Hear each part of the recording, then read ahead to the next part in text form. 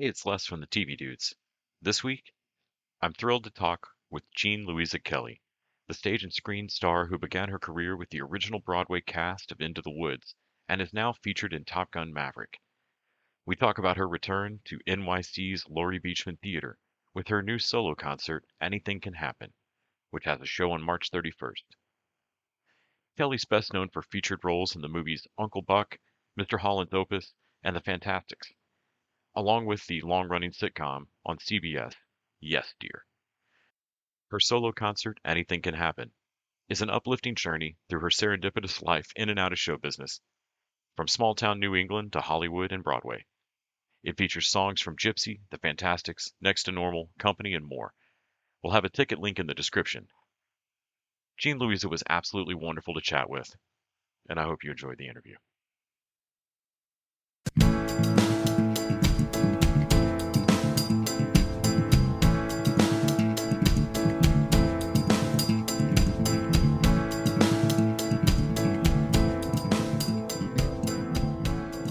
How you doing? I'm doing really well. Thank you so much for making time today. I really appreciate it. Of course, I mean, I've seen you on screen in some fashion. I feel like I've grown up with you on screen.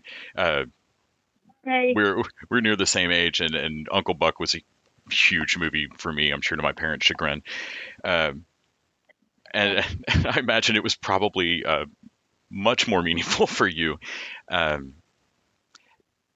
When I was looking at the Anything Can Happen, the description of the show and everything, and I thought, well, that show sounds like exactly what I would want an interview with you to be like. Your story of how you got from there to here, because I can't imagine that anybody thinking I love acting or I love singing really could imagine what an actual working Hollywood career ends up looking like. And so I always kind of wondered if do you feel like you've surfed a wave of various opportunities? Does it feel like something that you've aimed at certain things when you've done everything? You've done stage, you've done movies, you've done TV. Mm-hmm. What did it feel like when you were first thinking, I'm going to be an actor, or I'm going to be on stage? What did you think that would look like? Let's see. Well, it sort of evolved over time, because it started when I was so young. It sort of happened organically, but for me, when I was young, it's a good question. I guess when I was young, it looked like Broadway to me, because my first, it's different now. Like now, just with screens and movies, there's so much more. Kids are on TV more now, and they're in the movies more, and it's just, they're all over the place. By the way, if you hear my dog, if you hear like a rustling, it's my dog who is going crazy on the rug. So anyway, but when I started, I did the school play. I was in the second grade school play.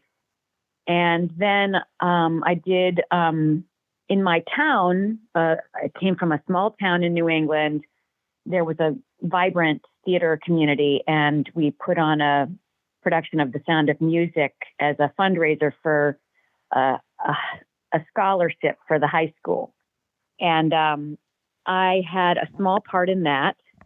And it was so much fun. We had such a great time during that I was like, oh, I want to be an actress. And then I started taking voice lessons, and my voice teacher found an audition for Annie in Summerstock and in a neighboring state. And I don't know, I didn't think that it was the beginning of my career, but my mom drove me to that audition, and I got the part of Annie. And then my family moved to Rhode Island. I'm from Massachusetts, and my family moved to Rhode Island for like that month and a half, and I performed. So that's, my head was at Broadway, and it sort of evolved from there. When you got into doing film and television work, was that a jarring the difference in how it shoots. And you might do a piece of a scene and something rather than the start of a play. You pull the trigger no matter what happens. My God, we're going to get to the end curtain. And I always found there was something really neat about that when you go through endless rehearsals and think, oh, just let us finish the scene, please. And during the performance you're going to get to the end, but then watching television get shot or watching a movie, it could be insane. All right, how emotional was I during this? Okay, where am I in this argument? Can you talk about the first time you kind of had to adjust that skill set? Was that something you went and got coaching for, or was that something that you picked up? Well, it's funny that you say that. That's a good way of putting it. It's like pulling the trigger and then it just goes. My father, when I did Uncle Buck, my father came to visit, and he said it was like watching paint dry. It's like it takes so long, particularly in film like that. I mean, sometimes on lower budget films when it's they're just moving real quick, it can go faster. But I had no experience at all with film when I did Uncle Buck, and it was completely new, and it was great because I was working with the best, and there was improv in Uncle Buck. John Candy improv'd certain scenes. The script was very solid, written by John Hughes, and it was such a solid script. But there were, he and John both of the Johns would play, and so it wasn't quite so rigid. And there were times when, like particularly in the bowling scene, I remember some of that was improv too. So I guess that's the answer to that. It was totally new for me. And it wasn't just the technique, but the world of it all. I didn't understand why they needed to know where I was all the time. That's something that, there's some PA just getting hives because they don't know where you are at this moment. Yeah. Exactly. Okay. So you must have some experience with this, but do you have experience with this? Yes. Yeah. I've been on set a few times. Okay. Yeah. So, I mean, I didn't know that though. I was just like, God, why do they have to follow me around? Why do they have to know where I am? Why do they have to know every time I'm going to the bathroom? I didn't understand that it's about, everything. It's just such a well-oiled machine. And I was 16 when I went to do that movie. I turned 17 while I was on location. And, as a teenager, you chafe at that a little bit anyway. But it was fine, but it was all new. It was just a completely different world for me. When it comes to putting together something like Anything Can Happen, and looking, it's got to feel a bit like, I don't know, trying to organize a memoir or going back through a diary. What was it like to try to do this? It evolved out of, it's funny, my director, Richard Sabellico, directed me in Annie when I did Annie, in that first job that I told you about. And yeah, so I've known him forever. 1983. Did he have notes of like, you're still doing that thing? I told you to work on that. He still got it. When I moved back to the East Coast about 5 years ago, I reconnected with him and I started taking his class in the city. And he has a musical theater class. And so I started going, and he really encouraged me to do a show. And I've been encouraged by others to create an act as well. But I was just too scared. But during the pandemic, I started thinking about it.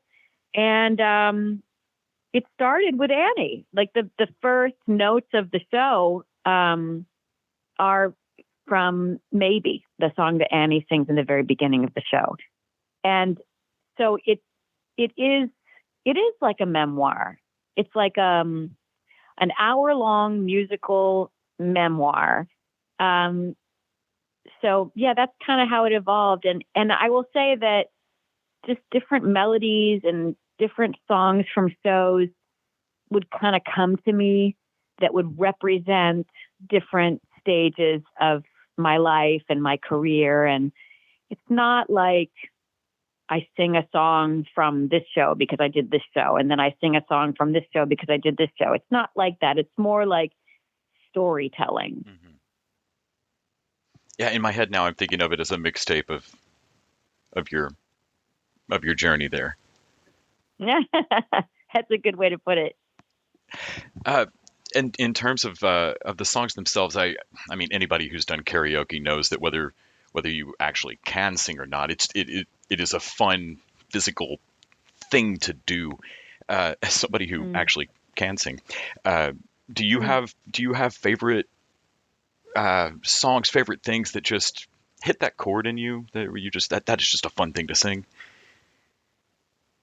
Yes. Well, so one song that I did actually perform live in the theater, I did and not I'm not getting married today, which Amy sings in the musical Company by Stephen Sondheim, and I played that role in LA years ago, and I loved doing it, and it works in my show, so I definitely get to scratch that itch there.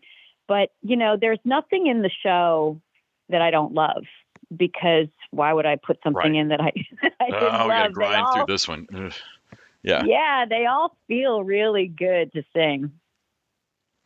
Well, thank you so much for chatting with me. Of course, I haven't really touched on. I mean, you did a sitcom, which is a different animal entirely than I would think shooting John Hughes, um, Mm. and of course recently Top Gun Maverick. Just in terms of when you look back from now, from writing the show, from looking back at your career, I can't imagine that this is ever where you looked out from the stage from Annie and thought you would be. Uh, Mm. has there been a strangest turn or a most surprising? You thought that was a loss, it turned out to be a win kind of direction. Um, huh.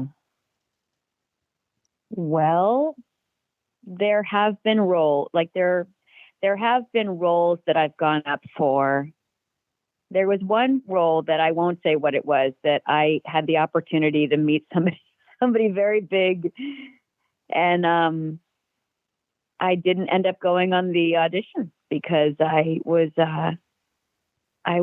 newly with my husband who I've now been married to for 25 years. And I just didn't want to be away, because you have to go away for, months to shoot these things. And there were times when I just thought, I'm so, because maybe we could have made it work. And, I wonder, Mhm. but I don't know. I mean, that's the thing that I realize more and more over time, is that the whole journey, it's so it's so valuable. Like everything that happens that brings you to where you are, right, has brought me to where I am right now, has been part of like the building blocks of who I am.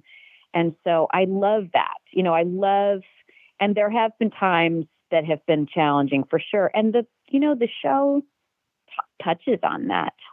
Um, so it's been, I guess, if your question is there anything that you thought of as a loss? I don't know.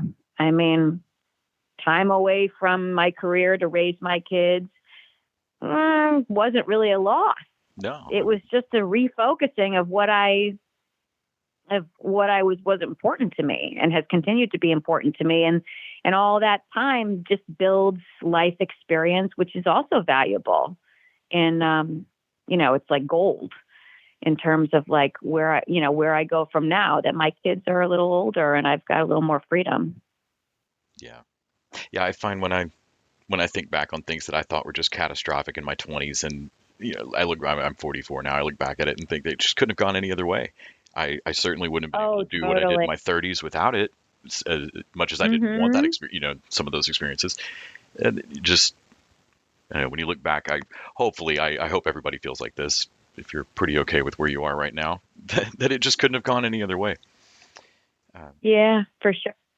well, of course, I'm going to put a link to tickets, and I hope everybody goes and checks out Anything Can Happen if they're in the area. Um, Thank I'm you. sure it's going to be amazing. Thank you so much for chatting with me about it. It's so great to get to talk to you. Oh, it's such a pleasure. So nice to meet you. And thanks so much. And, my best to you.